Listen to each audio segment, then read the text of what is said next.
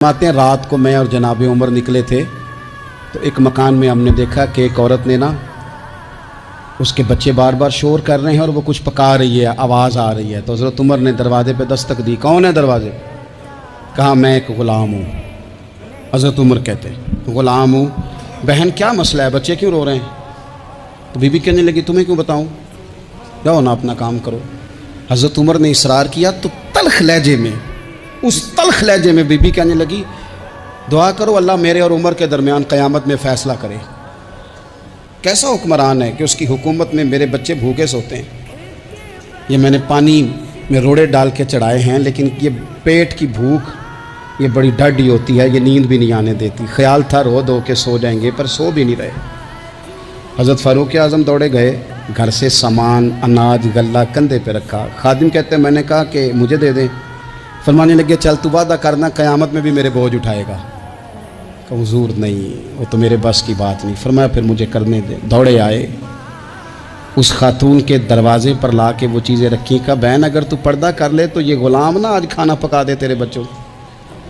फिर वो घी चढ़ा के चीनी डाल के कुछ सामान पकता था, वो खाना पकाया। ग़ुलाम कहते हैं जब फूंके मारते थे तो दाढ़ी से धुआं निकलता था, आग जलाते थे धुआं निकलता। फिर खाना पकाया, फिर उन बच्चों को खिलाया।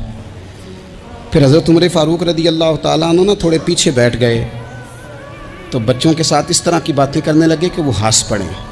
जनाब असलम कहते हैं बच्चे उस बेवा के हंसते थे, बच्चे हंसते थे और उमर रोते थे। जब वो हंसते थे तो फ़ारूक रोते थे।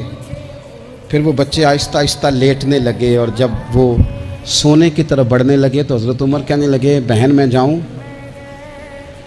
कहने लगी रब तेरा भला करे, मेरा कलेजा फट जाता अगर मेरे बच्चों को आज शाम भी रोटी ना मिलती। तो सैयदना फ़ारूक आज़म रज़ी अल्लाह ताला अन्हु कहने लगे फिर तू मेरे लिए दुआ करेगी? कहने लगी मैं दुआ करती हूँ अल्लाह उमर की जगह तेरे जैसा को नेक आदमी बिठा दे। तो हज़रत उमर कहने लगे एक छोटी सी गुजारिश भी मान लोगी? का क्या? फरमाने लगे कोई ये मेरी खिदमत अगर पसंद आई है तो उमर को माफ़ नहीं कर देती? गलती हो गई, उसे पता नहीं था। अपने मुंह से कहने लगे सियाना भी नहीं, बाशऊर भी नहीं, उसे चाहिए था खिलाफत की जिम्मेदारियां ना लेता। लेकिन हज़रत सिद्दीक़ ने कहा तो वो मान गया। अगर तू क़यामत में उसकी शिकायत लगाएगी तो बड़ा कमज़ोर पड़ जाएगा, उसके लिए मुश्किल हो जाएगा।